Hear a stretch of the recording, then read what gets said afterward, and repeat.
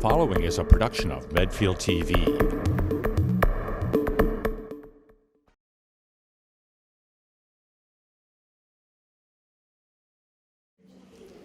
Welcome to Expresso Yourself at First Parish of Medfield. I'm your host this evening. I'm not Shirley. You noticed. I'm the Shirley's substitute. You know, a substitute is never the real thing, as in substitute teacher, substitute coffee, non-alcoholic beer. But here I am. How did I get into this predicament? Well, we were standing here talking about Expresso after our band rehearsal. You know, we have a band here at First Parish called the First Parish Bandits. No, just kidding. We have a serious name. But Thea said she needed some help for tonight. She didn't have enough people and she needed a host. So my wife said, Fritz can host. Oh. And Thea said, so do you have any material? I said, what material? She said, oh, material. I said, well, maybe I can tell jokes. And Thea goes, yeah? Well, not being Shirley is the first strike against me, obviously. The second strike is that I'm German. And Germans have no sense of humor, that's a fact. Really. So I went online and I Googled German jokes. And I found that there are no German jokes. There are only jokes about Germans. So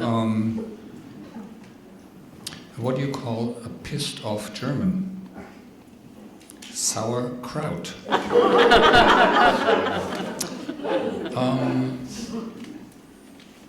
Did you hear about the winner of the German beauty contest? Me neither.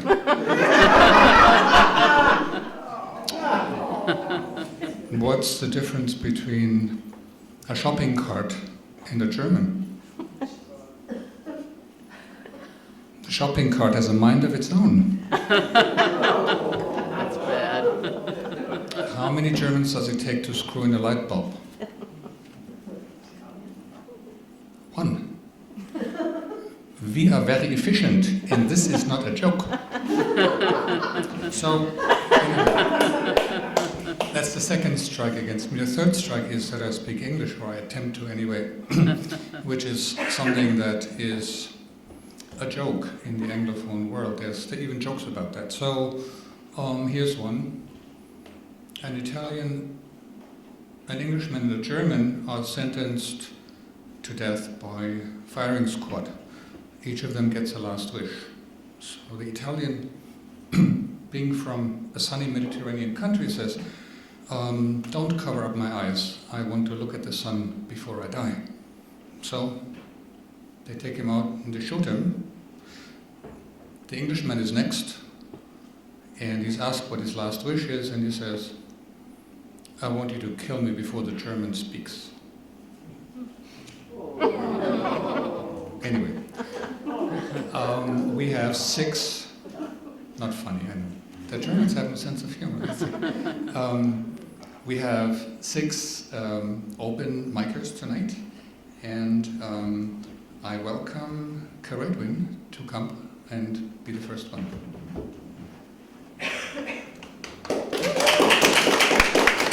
How's that? So, have any of you heard of John Jacob Niles? He was a folklorist and a composer, and in 1933, he heard a little girl whose parents were evangelists sing a tiny snippet of song. And he was so intrigued by this that he paid her a quarter. He paid her a quarter to sing it 7 times. Now back then, a quarter bought you a dozen eggs, or it bought you a pound of bacon, or 5 loaves of bread. So for singing this song, this little ragamuffin was able to feed her family for a week. And we have this wonderful song. So, I wonder as I wander out under the sky, how Jesus the Savior did come for to die for poor ornery people like you and like I wonder as I wander out under the sky. Now you may be wondering why I'm singing a Christmas song. Have any of you heard of the Christmas Rebels? Please say yes. Yes, yes. Well, the Christmas Rebels their auditions are next weekend. And I will be auditioning, and that's my audition song. Oh. So thank you all for letting me audition here first. So tonight's topic is facing fears. Facing fears. Like this? Okay. Facing fears, and one fear that we all must face is the fear of getting old and weak and morbid, and that's the human condition. So what do we do about that? Well, there's lots of things we can do. Exercise, diet, all those good things. So here I have a suggestion for an exercise regimen that you can all try. So you might want to try this. 3 days a week is a good interval, if you would like. So I started by standing outside behind the house with a 5-pound potato sack in each hand, extend my arms straight out from my sides, and held them there for as long as I could. After a while, I moved up to 10-pound potato sacks, then 50-pound potato sacks. Finally, I got to the point where I could lift a 100-pound potato sack in each hand and hold my arms straight out for more than a full minute. In the next phase, I started putting a few potatoes in the sacks. But I would caution you not to overdo it at this level. So, keeps you young and strong. Our next open mic is Libby. Welcome. I was looking at the postcard and I was thinking, wait a minute, I thought it was Thea's the feature and it's Facing Your Fears, but I'm glad that that's, because that's what I prepared, or whatever that other one was. So, my family, the women have always been in love with theater. When my grandmother was in the 3rd grade, they did a Christmas play, and Susan, who had the most beautiful clothes, she got to be the fairy queen. And my mother, my mother was just one of the fairies, and her mother made her fairy wand. She took her washing stick and she wrapped it in crepe paper, and she put a tag at the end of it, and that was my mother as a fairy in the 3rd grade. But when she was in the 4th grade, things got better. The Christmas play, she was Mrs. Santa Claus, and her mother really got into it, and she made her a beautiful red and white costume. But best of all, she found a pair of wire-rimmed glasses. And when she put on those glasses, she could really tell her husband Santa what for. And she loved it. So she was in a lot of plays. And then I made my debut in kindergarten as a kangaroo. It was the leading part, what do you want? And I had to jump over a fence, and after I jumped over the fence, my tail was on the other side. And they all said, "Get your tail over there, Libby." I was the first of many plays that I was in elementary school, not so many in high school. And then I went to college, didn't do anything. But then between freshman year and sophomore year, I was at a camp, and there was a man who was running a religious drama program. And the first play that there were auditions for was Antigone. So of course I auditioned for Antigone, but this other woman who was really good, named Winnie, and he had brought her up specifically from Duke to play that part. And this doesn't happen to you very often. He took me aside and he said, "Libby, you gave a wonderful reading, but I brought Winnie up to do this." And he made it up to me. He had a lot of other plays I could be in. And before I went back to college, he called me up on the phone and said, "I want you to promise me that you will audition for every play at Wellesley." And I followed directions. So, next generation, my daughter Allison. Her first part was in Snow White. And when you're blonde, that's not a good part. However, she got to be the Wicked Queen, divided up with another girl who was the witch, and she was wonderful. A friend of ours said, this little 5-year-old girl, he was just watching it. "Oh, all those cute little kids." "Oh, wait a minute. Who's that?" "Martha from Who's Afraid of Virginia Woolf." Perhaps it was that. So she was off to a good start. Elementary school, middle school, and then she went to high school. And she got scared. I didn't know what to do. I knew she would love it. So I said to her, "If you don't audition for the play, you can't come home." I have no idea where that came from. I came welling up from my soul, and it worked perfectly. I didn't totally mean it, but I knew she was going to be in the play. She knew the director. She'd known him for years. And so she sailed on to a wonderful career. And I like to think that I helped her face her fears. And you all have fears as you're coming up to do this, I'm sure. So, do it.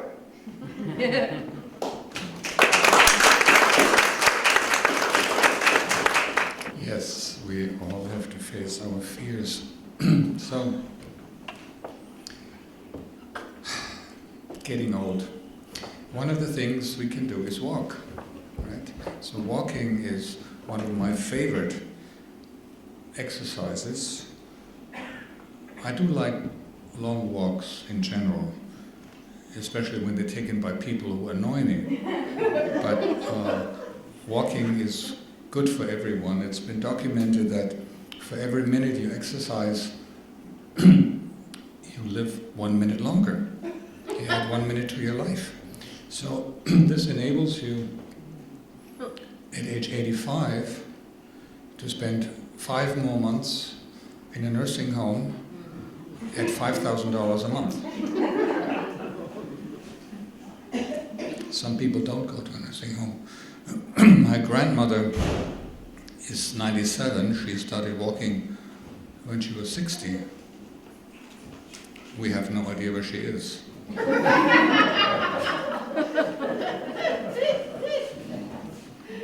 Anyway, it's time for our next act. Richard, please walk up here.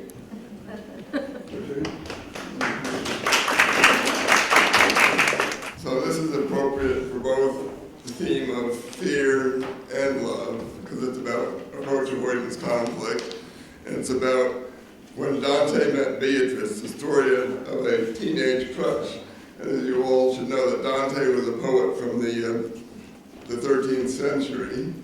And to give you a little context, in 1283, he was 18 years old. He met this young woman named Beatrice, and it was just a brief encounter on the street, but it affected him for the rest of his life.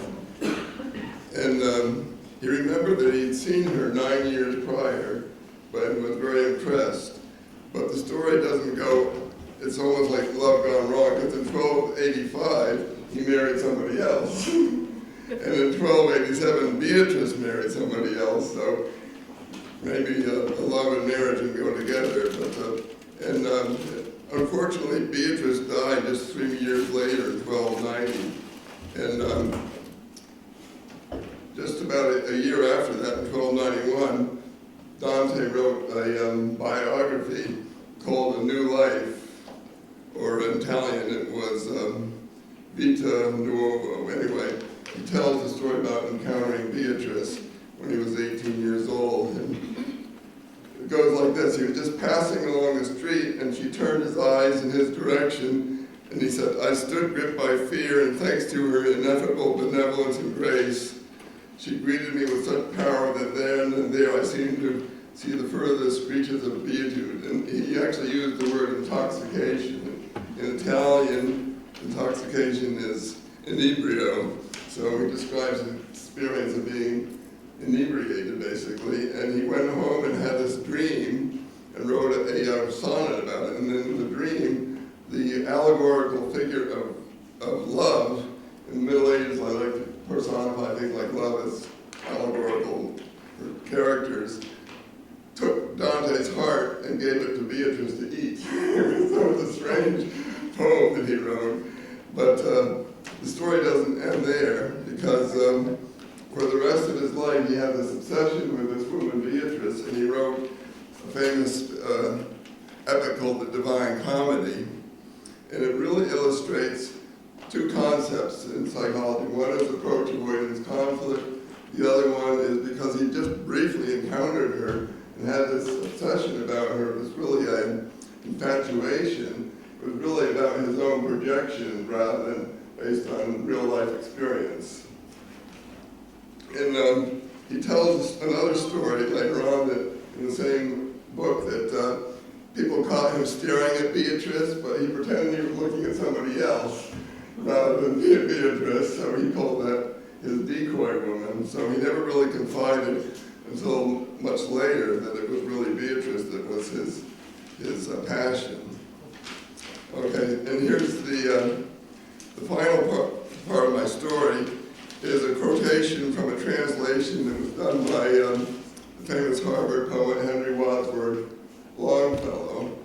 And I think it's a perfect description of approach avoidance conflict. In the Divine Comedy, I think it's in the Purgatory volume, he describes encountering Beatrice when he visits the other world. And here's what she said to him. She straight began, "When my desire invited thee to love, the good which sets a bound to our aspirings, what bar of thwarting false or linked chain beneath thee that thou should quit the hope of further progress, or what bait of ease or promise of allurement led thee on elsewhere that thou shouldst wait." Anyway, so that's fear versus desire. Anyway, that's approach avoidance conflict, which was written up in psychology by two famous psychologists called John Dollard and Neil Miller, and they said basically fear gets stronger close to the object, desire is stronger further away. So that's the end of the story. Thank you very much.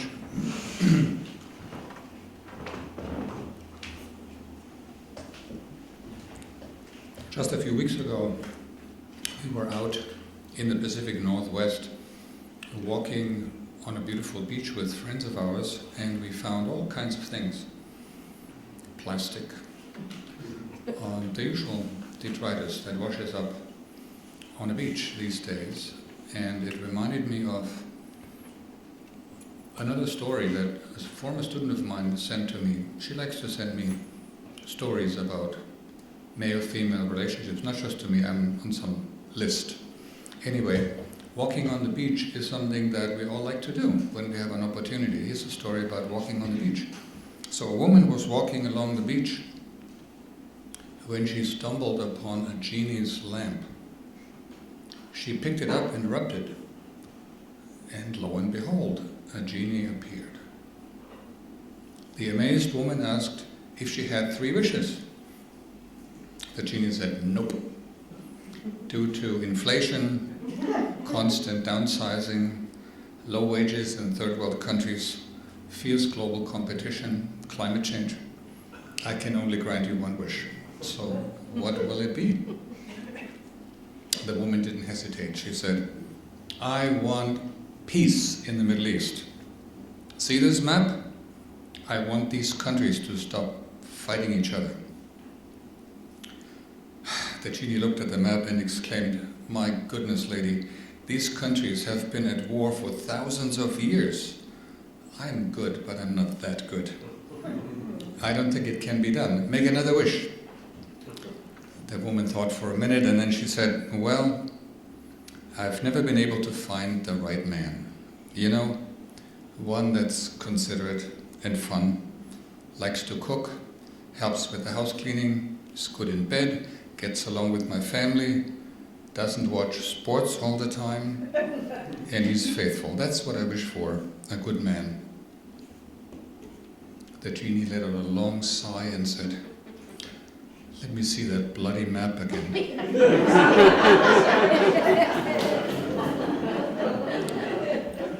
We all have wishes. And we have a next speaker, who is John Kearns. Please come up.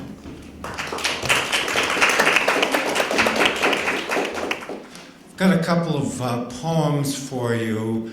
The first one is quite short, and it is this way because I entered it a couple of weeks ago in a poetry contest, and the rules stipulated that the poem be no longer than 8 lines or 256 characters.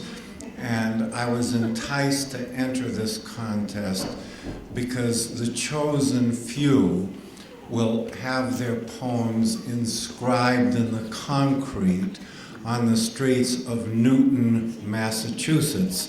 And I cannot imagine a greater thrill than walking down the sidewalk in Newton and seeing one of my poems inscribed. The competition, I'm sure, will be fierce because there's an awful lot of excellent poets in Newton. Be that as it may, have a listen to my little short poem here. It's called "I Have a Dream." Visions of bridges, not walls. Noise of divisiveness silenced. Sweet songs of virtue filling the air. People acting as global citizens. Environment seen as a sick patient, not an unlimited source of forgiveness. May my dream soon become reality. And one more poem. Thank you. If you've ever had the impression that you happen to be the smartest one in the room, you may get a kick out of the following poem, which is called "Smartest in the Room." How high up they go, cognitive skyscrapers, residents of the bell curve's right tail. Welcome to Mensa. There goes a senior engineer, over there a well-published poet. An astrophysicist rounds out the trio. Oops. Yeah. I'll preclude my being the smartest in the room. Smartest in the room? I once pulled that one off in high school, or so I thought. Ego-bruising dethronement quickly ensued. Narcissistic armor crumbled. Smartest in the room? Avoid this fool's paradise. Never sit on that paper throne. Learn from those wiser. Experience the joy of true humility. Thank you. Thank you, John. The joy of true humility, yes. The older we get, the humbler we should get. We have problems. At my age, I have 2 primarily. One is memory, and the other one I don't remember. And when I told this joke once in a bagel shop on Harvard Street in Brookline, a woman turned around and told me not to tell dirty jokes in front of children. What was she thinking? In any event, we have a few more people who have just arrived. If you would like to join us at the open mic, please stay around and give me your name when I go to the back. Our next presenter is Betsy Johnson. Betsy? Betsy.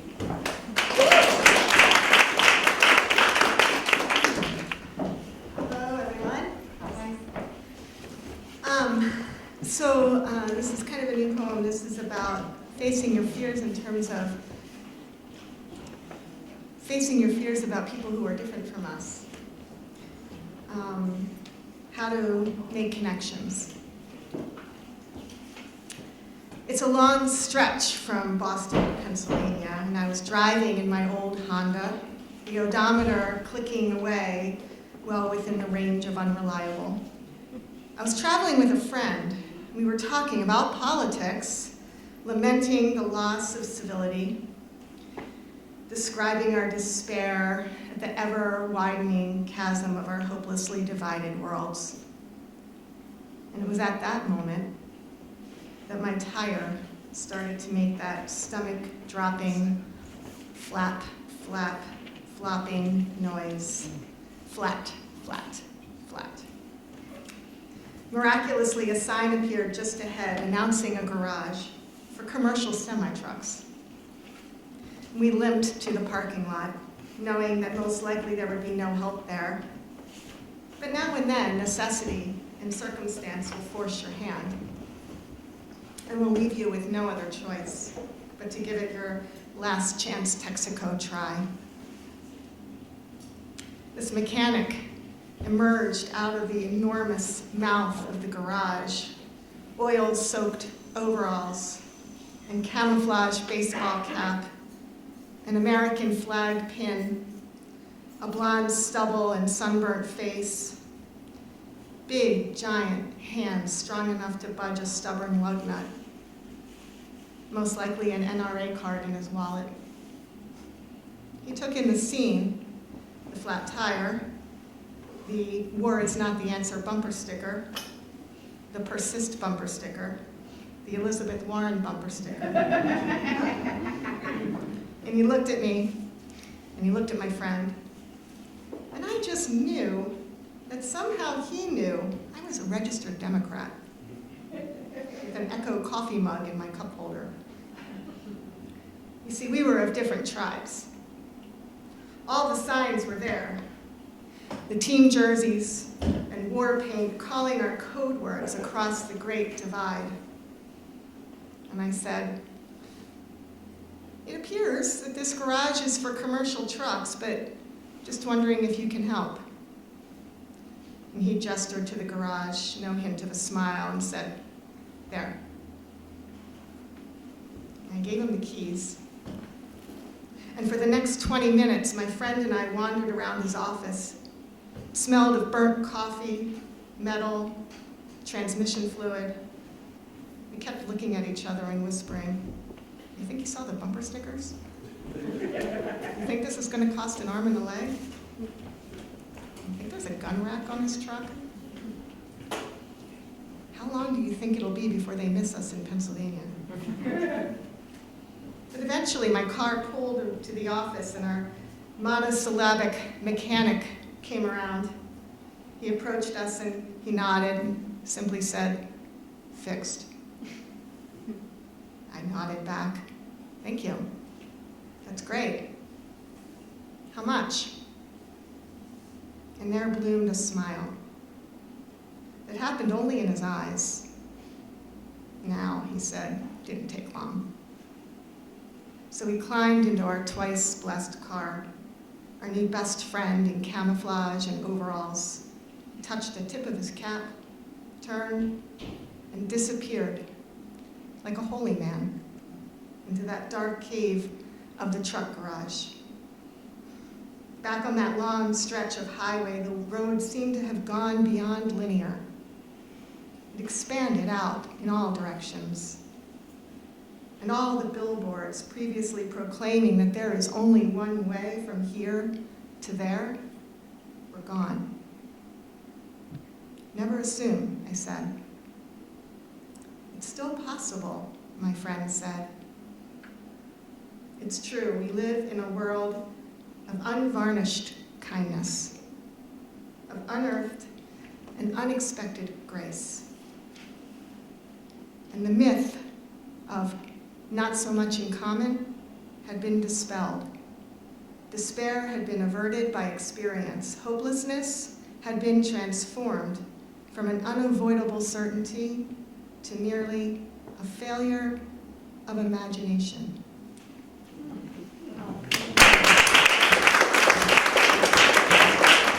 Thank you very much. This is a great evening, such great performance. So, I mentioned diet as another area in which we can stave off the inevitable, at least for a little bit. But you know, it varies. So I looked up some information about what other cultures do about that. So here's what I found. The Japanese eat very little fat and suffer fewer heart attacks than the British or Americans. On the other hand, the French eat a lot of fat and also suffer fewer heart attacks than the British and then the Americans. The Japanese drink very little red wine and suffer fewer heart attacks than the British and the Americans. The Italians, on the other hand, drink excessive amounts of red wine and also suffer fewer heart attacks than the British and the Americans. So what follows from that? Eat and drink what you like. It's speaking English that kills you.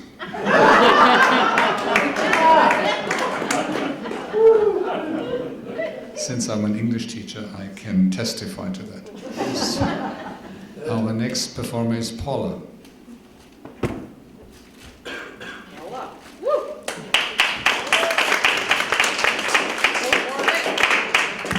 Hi, everyone. This is a kind of a combined reflection on fear and on love and about losing the most important person in my life. Oh, and I have to give credit to Lady Gaga because she did most of the words to this. I wish I could really have said goodbye. I hope I said what I wanted to. I know I cried for you.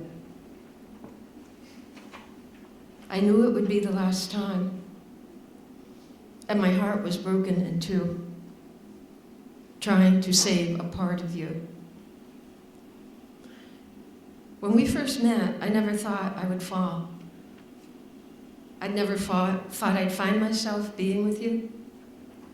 And I want now to pretend that it's not true, that you're gone.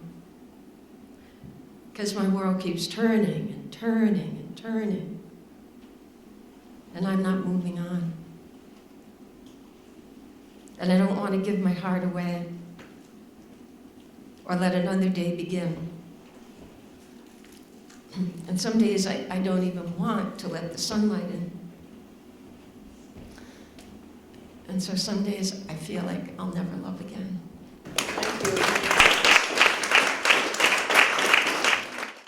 Thank you very much. So, much as I fear, as we all do, old age, illness, death, would I want to be 16 again? No. In fact, I fear for our young people. What sort of a world are we leaving them? But I also love our young people. I'm amused by our young people, and lest you think that getting old is such a terrible thing, I've selected a few things for you from young people. So, the following questions and answers were collated from tests given in Springdale, Arkansas to 16-year-old students.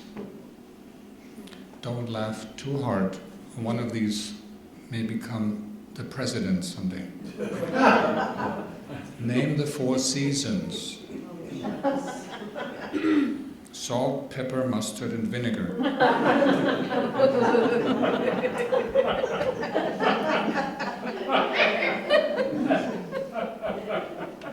Explain one of the processes by which water can be made safe to drink. Flirtation makes water safe to drink because it removes large pollutants like grit, sand, dead sheep, and canoeists.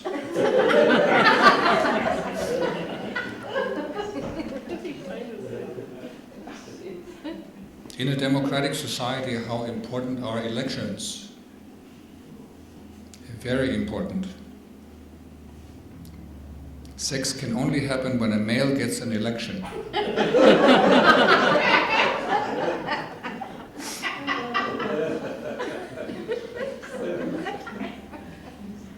What are steroids? Things for keeping carpets still on the stairs. Steroids. What happens to your body as you age? When you get old, so do your bowels, and you get intercontinental.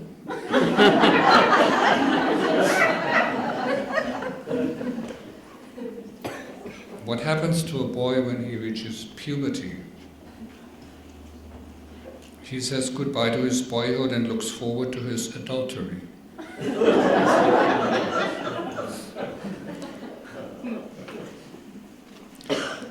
What does varicose mean? Nearby.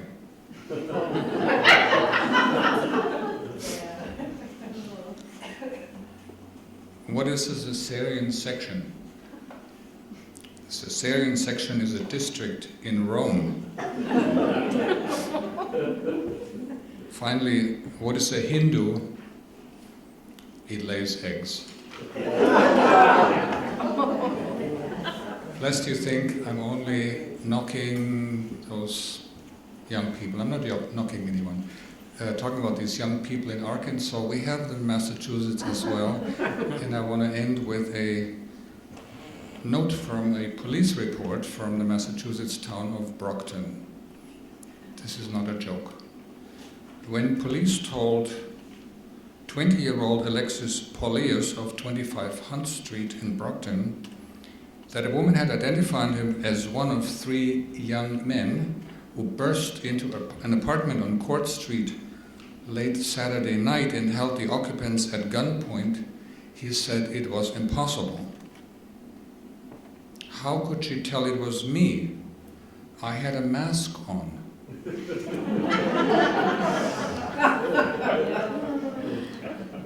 Yes, youth is wasted on the young. We all know it. Thank you, all performers. Let's give them just one. Do we have any more? One more of the night.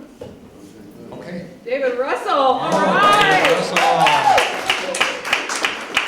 This is a grim poem, but I love it because it's powerful. It's a World War I poem called Dulce et decorum est, which is a Latin phrase meaning it is sweet and proper. And the end of the phrase is pro patria more, which means to die for your country. So it is sweet and proper to die for your country. The kind of noble thought that gets told to young people, especially young men, and was told to a lot of young men at the beginning of World War I. And they went on to find out that World War I was not particularly a noble enterprise. So, I guess I'll just say one thing. So you probably know that that was a war where people, the armies used gas on each other, including a combination of chlorine and phosgene gas, which would both burn your skin, like lime burns your skin, the mineral lime. But they would put on gas masks with thick green glass eyepieces. So that's just to help explain a couple of lines in here. So, Dulce et decorum est by Wilfred Owen. Bent double like old beggars under sacks, knock-kneed, coughing like hags, we cursed through sludge, till on the haunting flares we turned our backs and towards our distant rest began to trudge. Men marched asleep, many had lost their boots but limped on, blood-shod. All went lame, all blind, drunk with fatigue, deaf even to the hoots of gas shells dropping softly behind. Gas, gas, quick boys, an ecstasy of fumbling, fitting the clumsy helmets just in time, but someone still was yelling out and stumbling and floundering like a man in fire or lime.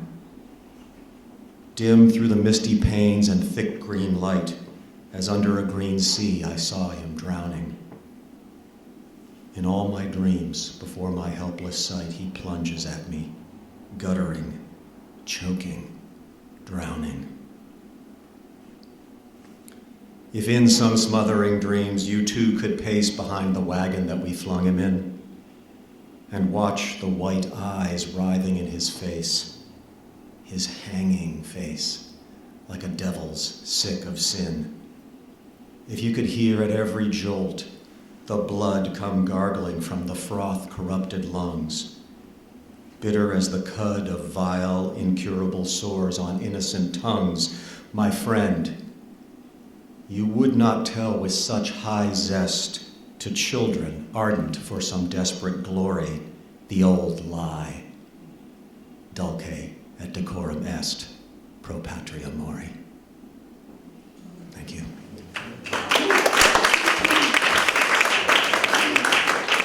Thank you, David.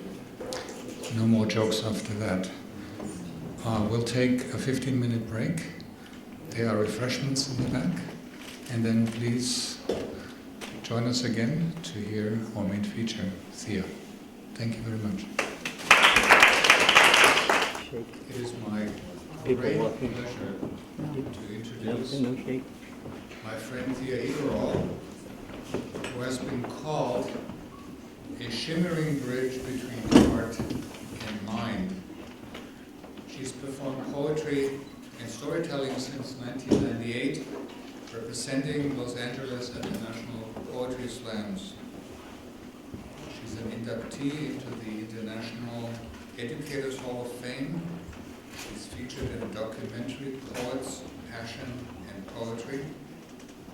OC Weekly said Iberall tells narrative stories using simple words that mask hidden layers of meaning and emotion. She is the author of a collection of contextual poetry, The Sanctuary of Artemis, and the visionary fiction, The Swallow and the Nightingale, both for sale at the table before you leave. Thea is, of course, also a member of the Larger Circle Band. She plays 3 instruments, piano, trumpet, and mandolin, not at the same time. But you're going to hear some of that tonight as well. Please join me in welcoming Thea Iberall.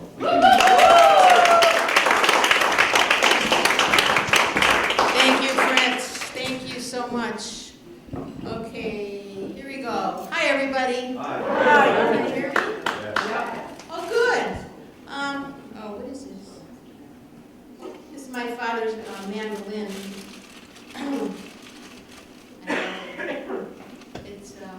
It's 100 years old.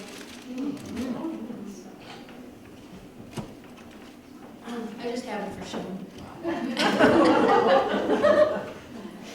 So I'm trying to remember who the feature was. The feature always chooses the prompt, the theme for the evening, and I always try to write a poem or a story to that theme that the feature has. And some feature chose this theme, Are We There Yet? And I don't remember who it was, but this is the piece that I wrote. Are we there yet? I remember November 4th, 2008. I was sitting in the Super Suds wash and fold laundromat in 3rd Street and Alamedas Boulevard in Long Beach, California. Not because I don't have a washer or dryer, but I was the polling inspector at the election. And that's our usual spot, this laundromat. The LA Times, they sent a reporter once because it was so unique that we were there. And usually, my staff and I, we always get about 100 voters for the day. But that election, we were getting 100 voters an hour. And the lines were going down the line, down out the block, and I had to walk 100 feet. I had to measure that out to keep the poll watchers 100 feet away from the poll spot there. And I had to go up and down the lines and show all these first-time voters how to vote, you know, show them the machine and how they put their ballot in and the mechanical punch. And it was just really crazy. Our place was in the back room where the large dryers were. And in the front room, there was televisions there. And because I was the polling inspector, I was the boss, I could like sneak into the front room and I could see what was happening in the election. And as Obama's numbers were going up, I mean, I was ecstatic. It was historic. In my lifetime, to experience the first African-American person to become president of the United States, it was just an amazing time to be. And I just loved it. But at the same time, Proposition 8 was on the ballot. It was an initiative so that to amend the California Constitution so that I could not marry the woman that I loved. I didn't think it would pass. But then Long Beach, California, it's like a bubble. You know, it's like 20% gay there. And there's gay restaurants and gay bars and gay hotels and gay stores and gay beaches and gay dog beaches and gay swimming pools. The thrift shop was called Out of the Closet. And there was canals there in Long Beach, and there was gondoliers in these gondolas, you know, gay gondoliers. It was gay water. You know, same-sex marriage became legal in 2004 in California for about a minute. And then that's why the opponents wanted to create this initiative. And the fighting in California was fierce. And one of my friends was a minister. She made these T-shirts. And the T-shirt said, "Everyone matters." And I loved my T-shirt. I loved wearing it everywhere I went. And people would just react. They would just say, "Right on, yes." I mean, it didn't matter if they were straight or gay or black or white. People loved it. And walked in airports and train stations and down the streets, and people would just say, "Right on." I mean, they knew what it meant, and it meant what it said.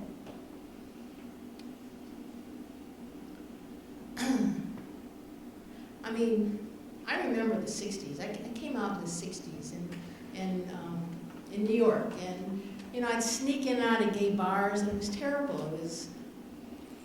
I was afraid anybody would see me. I mean, it didn't really matter because I got beaten up anyway.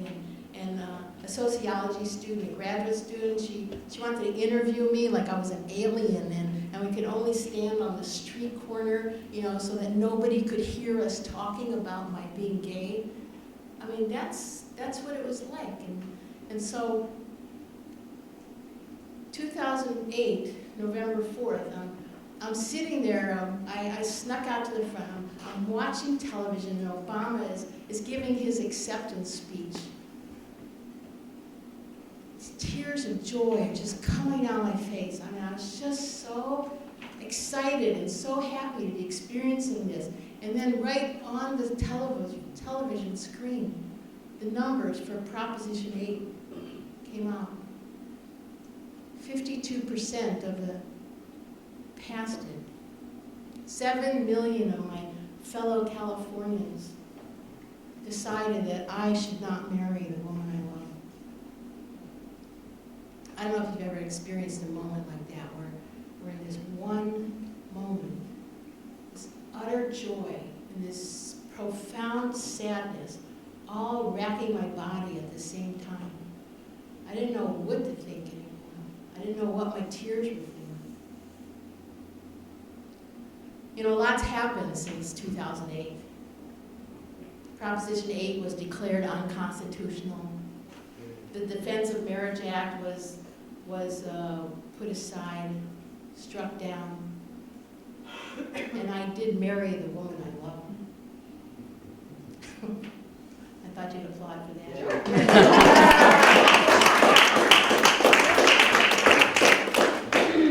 And Obama, he lived 8 years as president. He didn't get killed, he didn't get lynched. I mean, he just survived through it. I mean, these are all good things. What's not good is that I can't wear my t-shirt anymore. I had to put it away in the drawer. I got too many angry stares and negative comments about it. You know, but maybe it's a good thing, because the systemic racism that we've been swimming in this country since the beginning of our country is out in the forefront. It's in our conversations now, and the bias against African Americans and people of color is out there, you know. Michael Brown, Tamir Rice, Sandra Bland. 4,000 lynchings of blacks in the South, redlining so that African Americans can't get mortgages.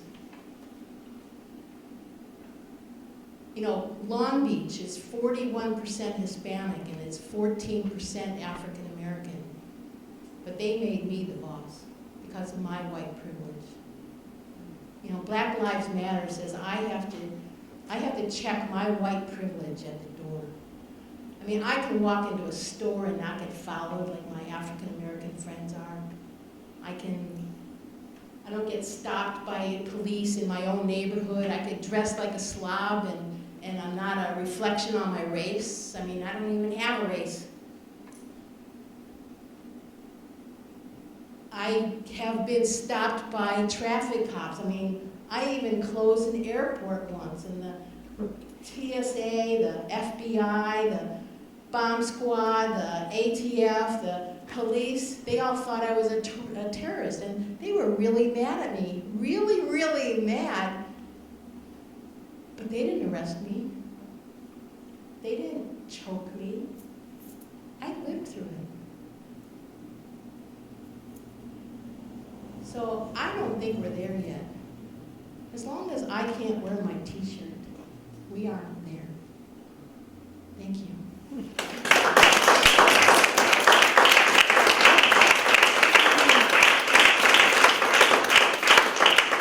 Thanks. Okay, I'm a little nervous.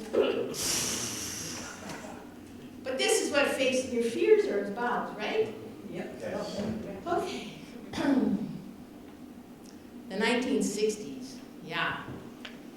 I remember the 60s.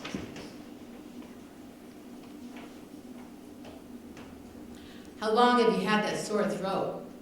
Can you lie down on so I can examine you? He asks.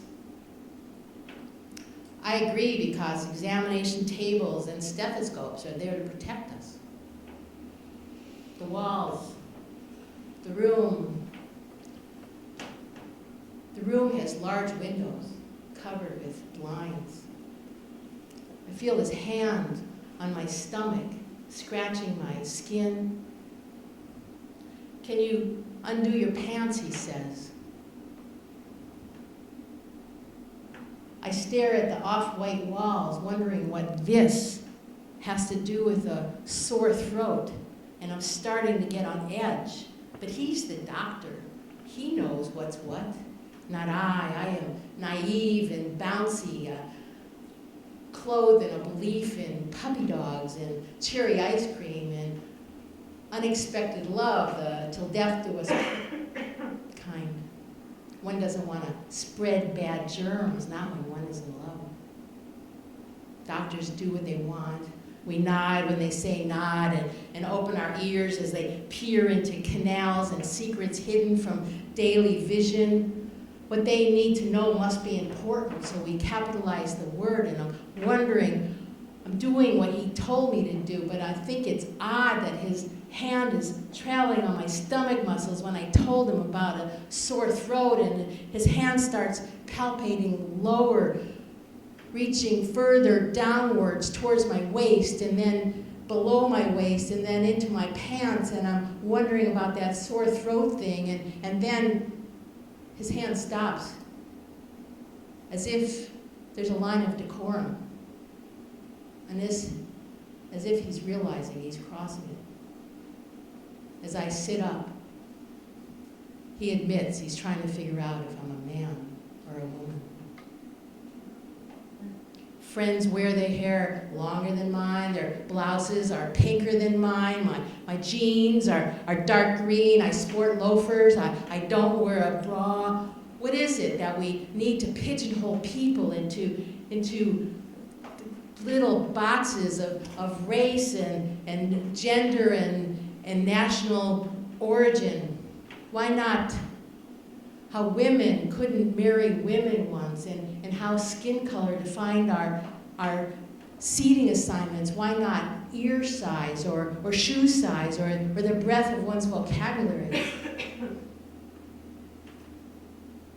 I get shuffled out of the room, the doctor smug in his diagnostic procedures.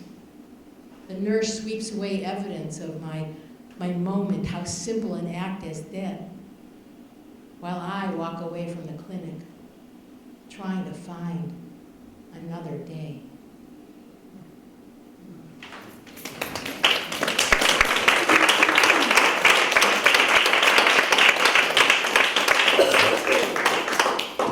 Oh, thank you, thank you. Someone said everything's a gift. So I'm playing tennis in the rain, wondering what gift I'm getting.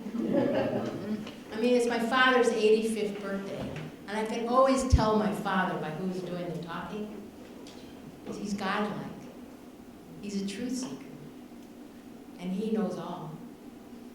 When asked what fossil is this, he can respond with the age of the earth and prove that iron rust rests on Mars and 4.1 billion-year-old rock crevices. He predicts the death of our greedy civilization in the same breath he predicts my future. He manipulates the laws of physics in the same way he takes responsibility for choices I could have made throughout my life. God controls the universe and creates all living species.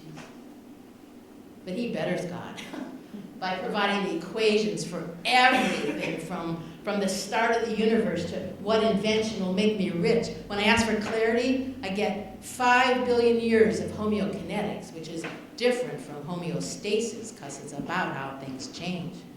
But he never changes. He's always the same, knowing all that there is. You know, my father taught me math and science from probably before I could walk. I mean, I remember in the 6th grade, they tried this new thing. It was so new that, and experimental, that the principal sat in the classroom and watched. And Miss Keynes was up at the blackboard. She was writing out these equations that were incomprehensible to all the other students. Hell, it was just algebra. It wasn't so much what my father taught me. It was how. He called it the Socratic method. I called it something else. Today we will study Newton's laws of motion, the dynamics of power. Force equals mass times acceleration. Potential energy equals mass times acceleration times distance. You've got potential, but you are stupid. You are stupid. He'd poke at me for emphasis. I'd stare at the half-drawn curtains at the gold geometric pattern. Power equals force times distance. This is my gift to teach you science, statics, static equilibrium, dynamics, dynamic equilibrium, kinetics, homeokinetics, which is different from homeostasis because it's about how things change. But he never changes. He's always the same, knowing all that there is. He said to me, "A body at rest remains at rest unless acted on by an outside force." I don't think he kept meaning to hit me in the head. He just wanted me to learn Newton's laws of motion, the dynamics of power.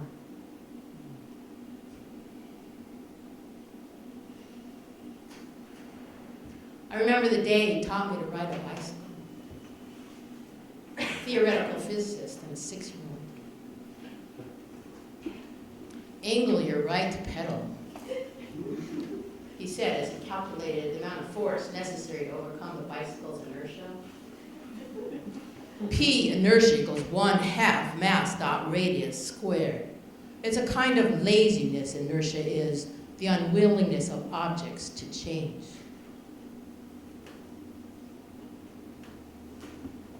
My bike was green with big tires.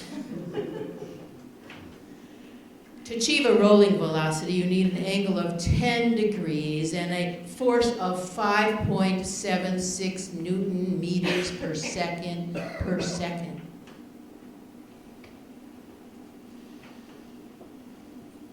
I like my bike.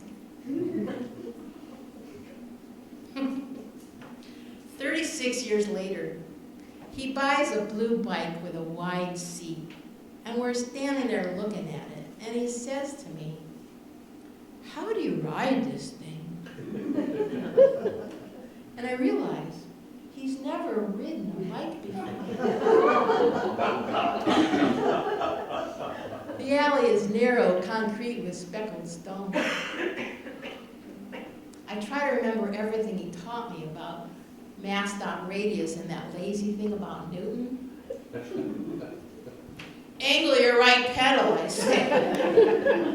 As he pushes off, his hands curved over the curl of his handlebars, his feet pumping like the wings of the boy who flew too close to the sun, and his tires wobbling the way the earth wobbles on its axis every 23,000 years, and I'm playing tennis in the rain on what would have been my father's 85th birthday.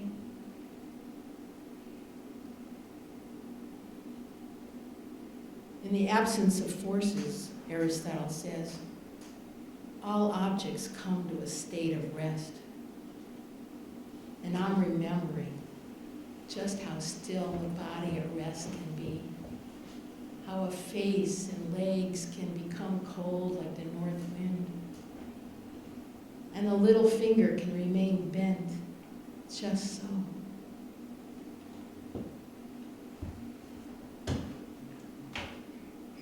I hit the ball, my tennis racket overcoming inertia with a force of maybe 5.76 newtons, like all objects wanting to resist change, but realizing everything is a gift.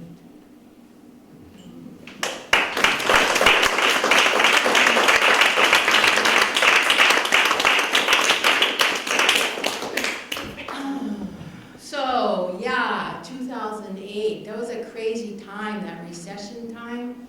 You know, every time I woke up, I was belonging to another bank, you know? That happened to you? I mean, my bank went from Coast Federal to Home Savings to Washington Mutual or WAMU, and then it became Chase. I mean, it was that crazy, crazy time. And as I said, there was that Proposition 8 thing going on. And I really tried to figure out what religion was, because it became this big religious battle, and I was really trying to understand where religion fit in and where it all came from, and then I read a book and I discovered about religion. I mean, the book, it wasn't the Bible or the Quran or even the Bhagavad Gita. It was a book by a Princeton psychologist. It said that the brains of people 4,000 years ago weren't exactly the same as ours. So that the connection between their right hemisphere and their left hemisphere wasn't as strong.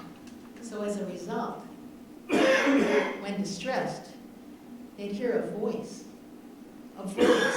seemingly coming from outside of themselves, a voice they gave a name to, like Baal, El, Yahweh, Zeus, God.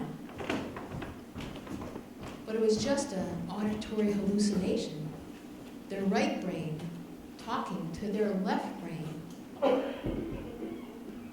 So I had to go figure this out. So I started searching through ancient books, and I picked up the oldest book in the Bible, the book of Amos. For 3 generations, yea, for 4, I will not pardon them. Komer Adonai, thus spaketh the Lord. But it was really Amos's right brain talking to his left brain. So then I looked through the Iliad. I mean, it's a really old book, and it's full of distress. It's about a war. And Agamemnon says, the gods will have their way. What he really meant was the god in the right brain was giving orders to the human in the left brain who had to obey. So just then, I had to go to the bank. And I'm standing there in line, and up on the wall it says, WAMU wants your trust and respect. And I'm thinking, this sounds just like a god. I mean, I always wonder why gods need my trust and respect. I mean, to run the whole universe? But now I get it. It's because people need trust and respect. It doesn't matter if it's coming from your right brain or your left brain. So just at that moment, this woman walks through the door, and she's wearing this t-shirt that says, for emergency numbers, call John 14 if you've sinned. Call Psalm 57 if you're depressed. I, of course, am wearing my Everyone Matters t-shirt because California is in the middle of this religious war, and we stare at each other. And we push out our chests like walking billboards trying to be more right. And she glares at me, and she says, Sodom and Gomorrah. And I'm remembering that there was this really big earthquake that must have really distressed those hallucinating brains, and they made up that fire and brimstone story. And then she points to the book of prophets, and I'm realizing that there had to be this time when everybody could hear the voice too, when only a few people could, and they would say, hey, Elijah, what's the big guy saying? And then she glares at me and she says, it's the word of God, as she smirks off to the nearest teller. But I'm staring at the blank back of her t-shirt, finally understanding 1 Samuel 22. V'lo hahu bayom hahu, until one day, God stopped speaking. WAMU wants my trust and respect, but I'm not banking at WAMU anymore because banks beget banks, and old gods are replaced by new gods, and it takes trust to make a deposit. And as for withdrawal, well, hey, don't withdraw respect because everyone does matter, and eventually all the gods will go away, just like the great WAMU has, and we'll be left with just our t-shirts trying to figure out what to do, and we only have ourselves for the answers. And the Bible and the Quran and even the Bhagavad Gita will just be stories, histories of brains speaking to themselves, wondering where the voice went. Eli, Eli, lama sabachthani, my God, why have you forsaken me? We're 4,000 years into consciousness now. The rule of the right brain is over. So much for WAMU and all the other gods. I'm banking at Chase now. Thank you.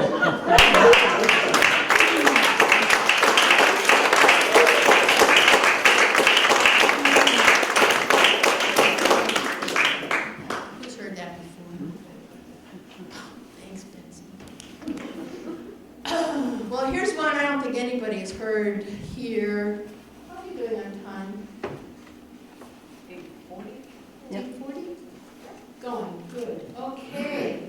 This is a little long. This is, my sisters and I went to Greece in 1997, and one of the places we traveled around a lot. One of the places we went to was Olympia. where the ancient Olympics started in 772 BC. And I wasn't crazy about going there because, you know, it's so patriarchal, and I just don't like patriarchal things. You know, women couldn't participate in the Olympics, and so I didn't care about going. But I have a curiosity, and I was curious of why the Olympics started and why every 4 years. And at the foot of Mount Kronos, I found the answer. We had a guide, Anna from Thessaly.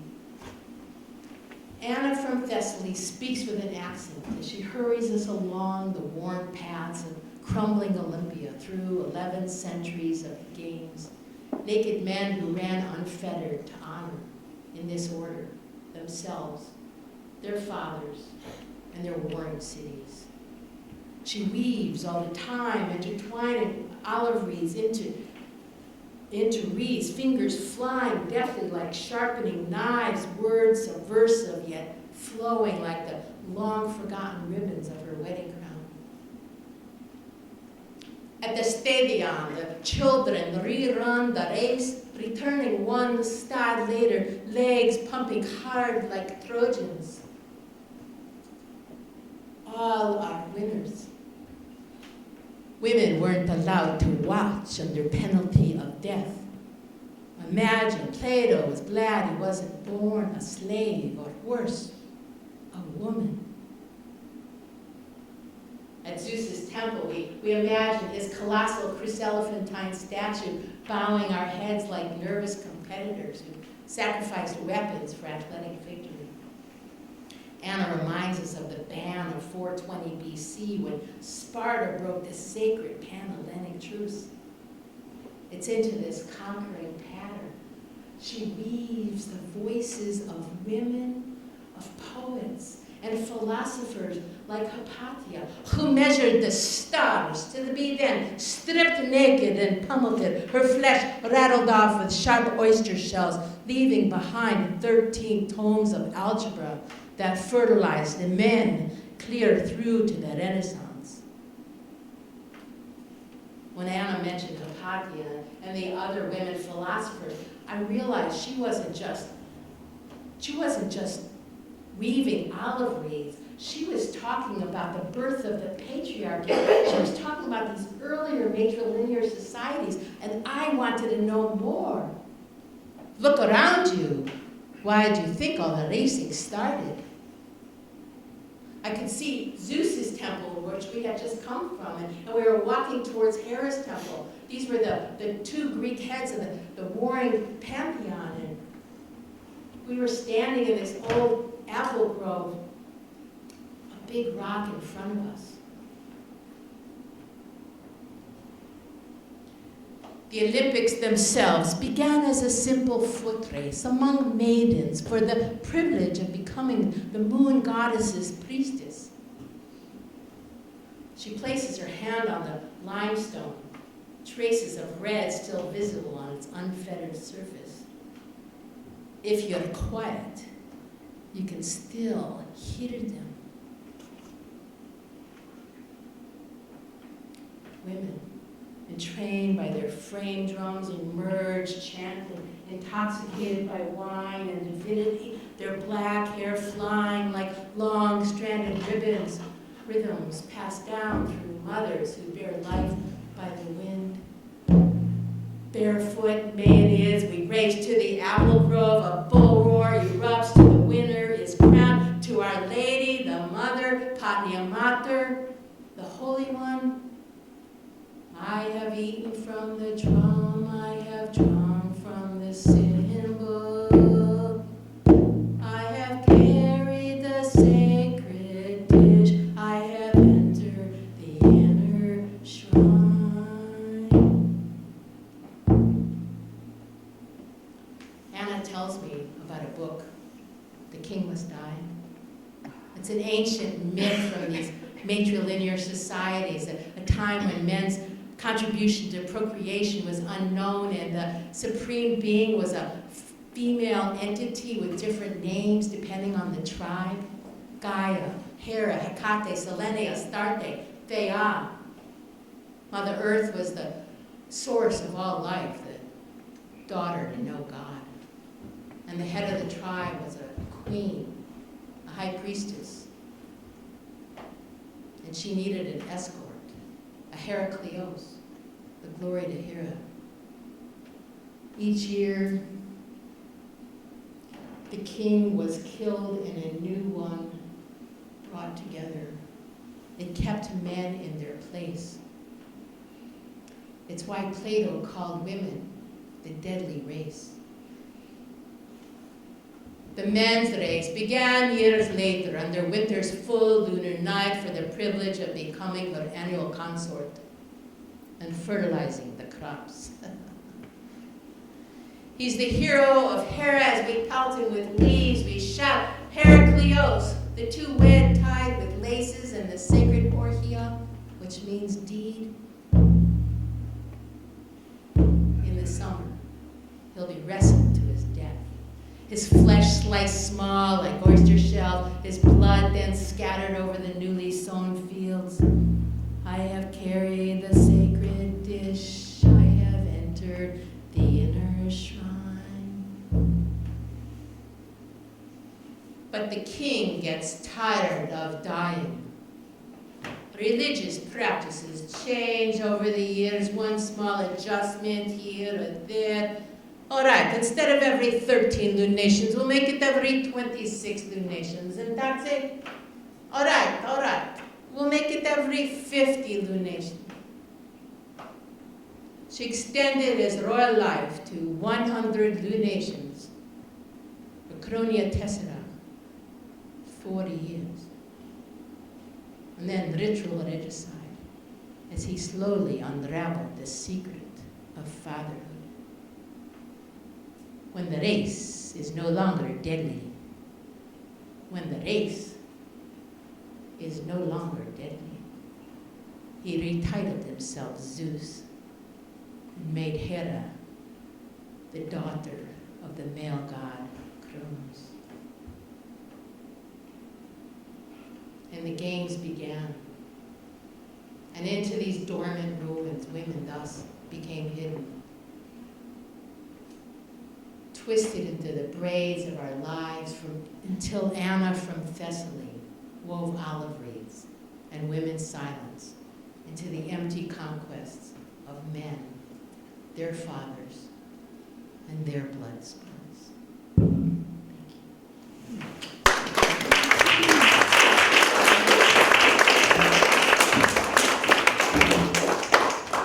Okay, stay. Yeah. So,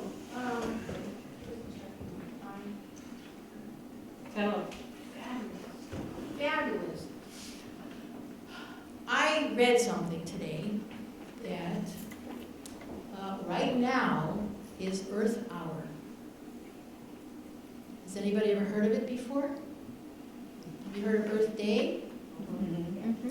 Well, Earth Hour is a time across the whole world where millions of people are turning off their lights in support of something being done about climate change. And I felt like we couldn't just ignore that. First Parish has become a green sanctuary in the UU arena. And I don't know if you are from Medfield, but First Parish was in the newspaper this week because we won a national award from thousands of other churches and temples around the whole country for an action that we did here in Medfield, and that was to bring awareness about the anti-idling law in Massachusetts. And how many people are here from the Green Sanctuary Committee in Medfield? 1, 2, 3, 5. And how many people are here from green teams from their congregations and other congregations? There's others. So people here do care. So I was thinking that we cannot just let Earth Hour go by without acknowledging it. So hardly have any lights on. Thought for a minute we could shut the lights off and acknowledge. It's one action. If you do no other action this year, this is the one action that we're doing toward making this planet a better place. So if we could just turn off the lights. I will. Oh.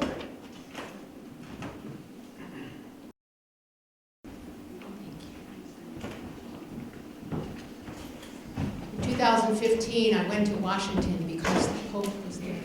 The Pope was visiting. And because I'm Jewish, I went too. 200 of us moved our Yom Kippur services to the steps of the Washington, to the Lincoln Memorial, so that we could support his encyclical about climate. Now the Jewish day of Yom Kippur, it's the holiest day of the year when we fast and we atone for our sins. And as the setting sun was turning the Washington Monument into this beautiful golden pink, we read our sins. Now, usually the sins are for being preoccupied with ourselves or for ignoring our spiritual development, but this time it was different. For the harm, the hurt, the damage we had caused by not recycling. Ya kulam. Elochos, Elochot, for all these sins, God of mercy, Selech lanu, forgive me. Mechalanu, pardon us.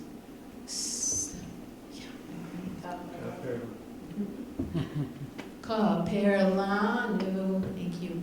Grant us atonement for the harm, the hurt, the damage we have caused, for killing 10,000 species a year. Selech lanu, mechalanu, kaper lanu, for the harm, the hurt, the damage we have caused, for using fossil fuels. Selech lanu, mechalanu, kaper lanu. We could hear the Pope's voice over a loudspeaker. And just as that moment, we were reading the prayer for the earth from his encyclical. It was like we were reading it right back to him.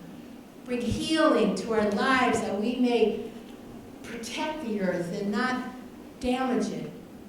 That we may sow beauty, not pollution and destruction. I could see the Canada geese landing on the water. We could see the little bugs on the ground and the planes flying up above. Now, usually in the service, the rabbis read from different prophets, but this time it was different. The rabbis read from Martin Luther King, who said, all life is connected, tied to a garment of destiny. What affects one affects all. And then we read the Jewish prayer for the dead, the Kaddish. Usually we read it once for our ancestors, but this time we read it again for all the dying species. In the end, the rabbis asked us to finish this sentence.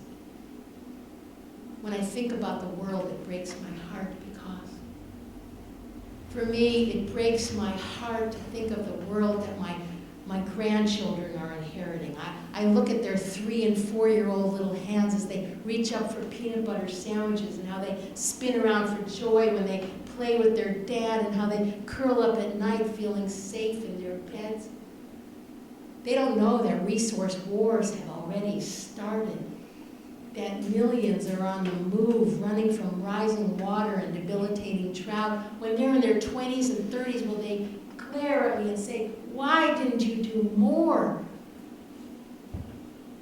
What will I say? That I was too dazzled by the conveniences of capitalism to join into a solidarity economy, that I didn't put solar panels on my house or stop using gasoline because of the expense, and I didn't stop oil companies from building pipelines and fracking because I had something better to do. I'll tell them I went to Washington because one pope can make a difference. I'll tell them that I wrote this story that I shared with some people one night. People want to sow beauty and not pollution and destruction. And I'll say that I looked into those people's eyes and I asked them to join in so that we could face the future together. Because united, we can share this burden of fear and act together. Because this time, it is different. Thank you.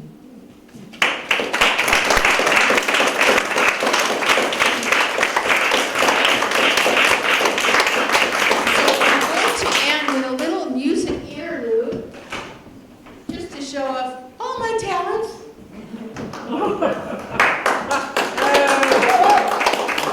Welcome, my friends. Faye Combeck. And Kate Bennett. And we're going to have a little fun here. Yes. Yes. Okay. Oh, yeah. This first song is Erev Shel Shoshanim. You want to say what it's about? Sure. It's a love song. Means in the evening with the roses, let me sing you a song, and let it be a love song. Can you see her? Yes.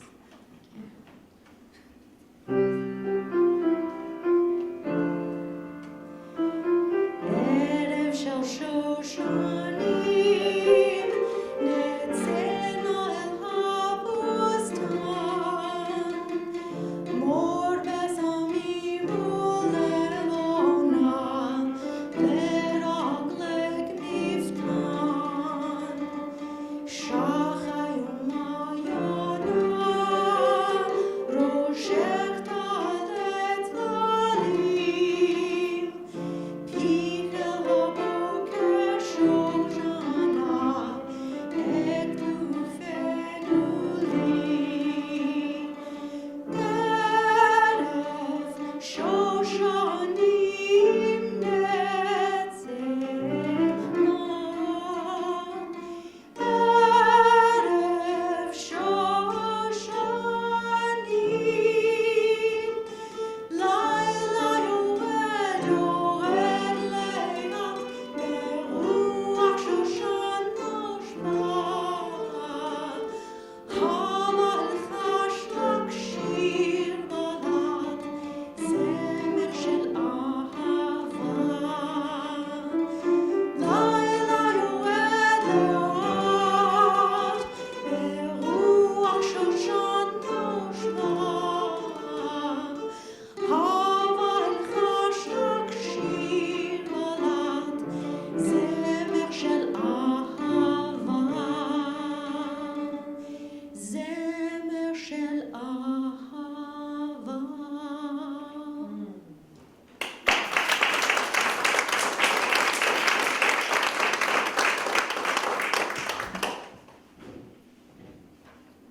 So everybody knows that I wrote a play about women's rights. How many people here are in it or have been in it? Yay! Yes. Wonderful. Well, it's the 12th play that I wrote. I've written other plays. And I wrote a musical called Amacree about neurons. And of course. Why not? And I wrote the lyrics to all the music in it. And there's one song that's particularly pretty, and I asked Faye if she would sing it. So this is a song. Of course I said yes. Oh, yeah. This is a song from my other musical. It's called I Am Unafraid. And that's it. Now she's a good Oh. The music was by James Harding.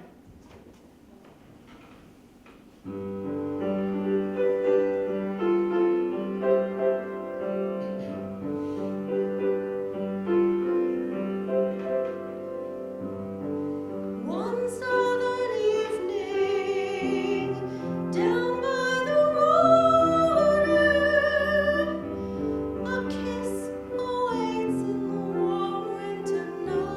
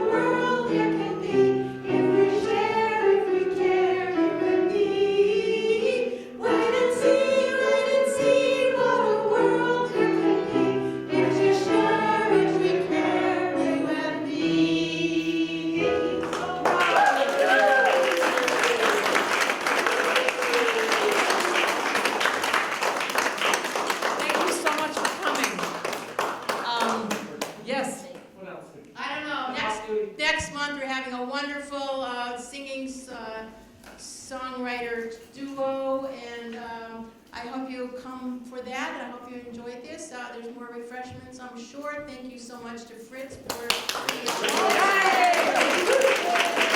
attachment, to everybody that helped out, for my friends Thea and Kay, and thank you for coming tonight. Thanks so much.